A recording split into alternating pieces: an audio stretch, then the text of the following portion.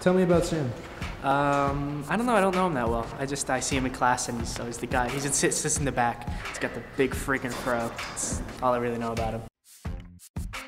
The first time I ever saw Sam was probably sitting around a table with Max Mintz. He was on his little laptop doing something crazy. He's quite loud. You can hear him. From what I can see, he must be an excellent character. Yeah, just very enthusiastic guy. He was cool until I talked to him. Actually, no. I'm just messing. You know Sam Riggs? No. Don't know. It's this guy right here.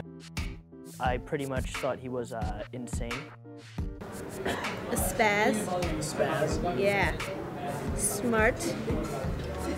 Very optimistic and enthused about life and very intense.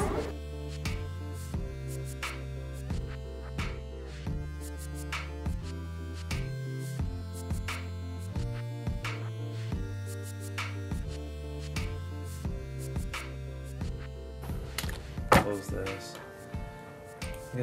I guess we're halfway done. We can debug it tomorrow. But we got some real important things to care about, so oh well. Best thing I can do is just print this out and read it while I go to that meeting. So, how do you know Sam? He lived on my floor last year, and he's actually my neighbor. So he lived, well, basically one door down. Would you say he's your friend? Yeah, I know him pretty well, and I don't hang out with him all the time, but I enjoy the time I do spend with him. Our lives are just like a book. We don't control the plot, but the author controls it. So, I'm thinking to myself, that was some mad irony. Because of all the things that I've been through, I could have never drawn up this plot. I never could have. I was up in my dorm, sitting with my brother, who also goes here as a sophomore, and is a friend of Sam Riggs.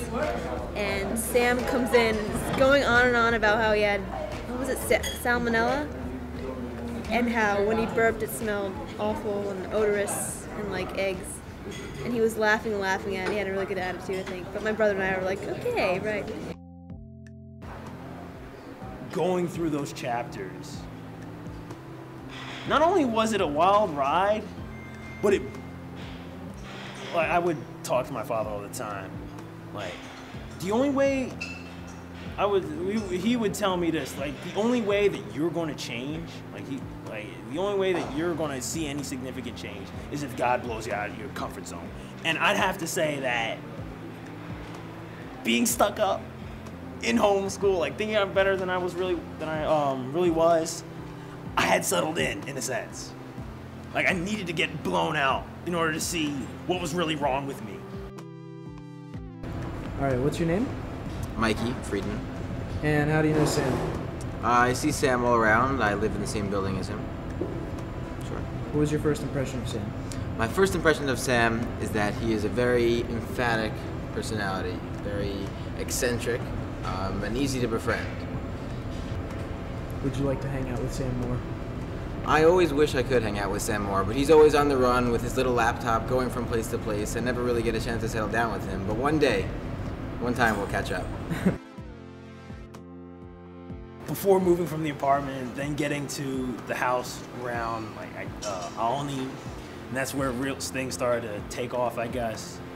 Then, then the struggling years, where it all ended up like dropping out of homeschool, I guess, and then bouncing back from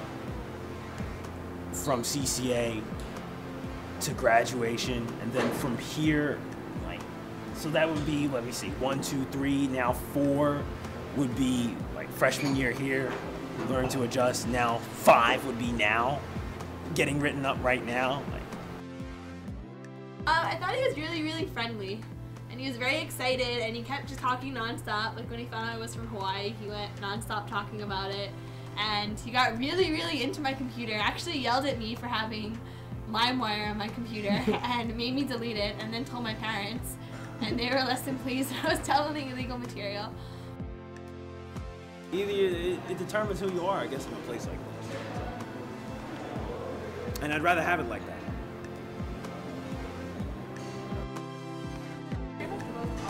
So what's your name? My name is Steve McGill. And how do you know Sam? I know Sam.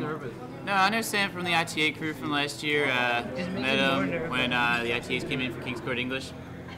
You were in ITA last year with him? You remember the answers? Yeah, we were big ITA people, and we played a little bit of basketball too. What was your first impression of Sam?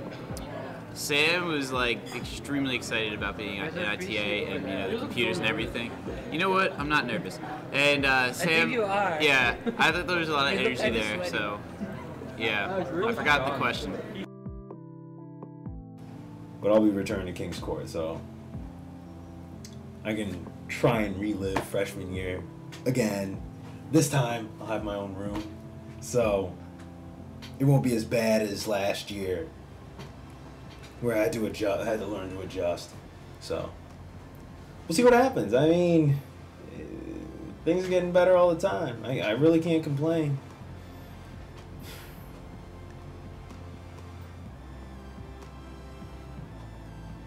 Can't wait to see what happens.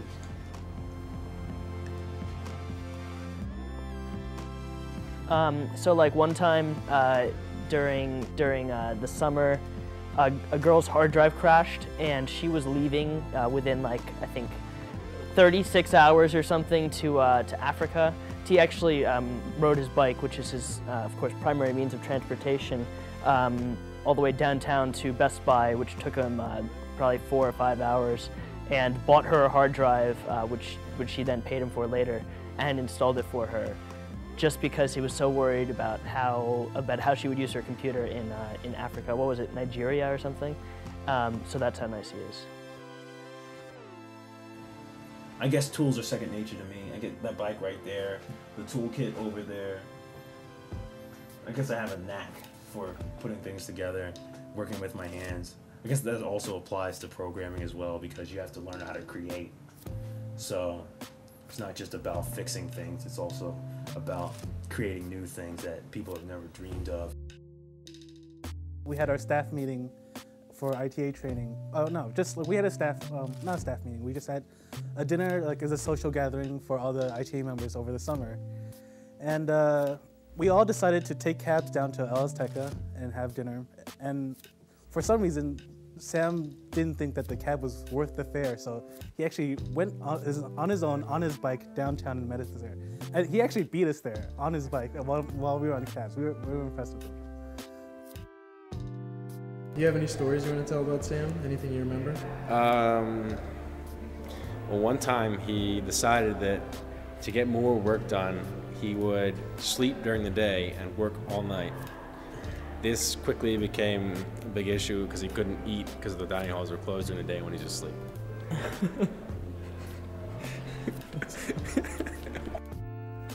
I don't know anybody else like him, anybody who can somehow get so much joy out of things like the weather.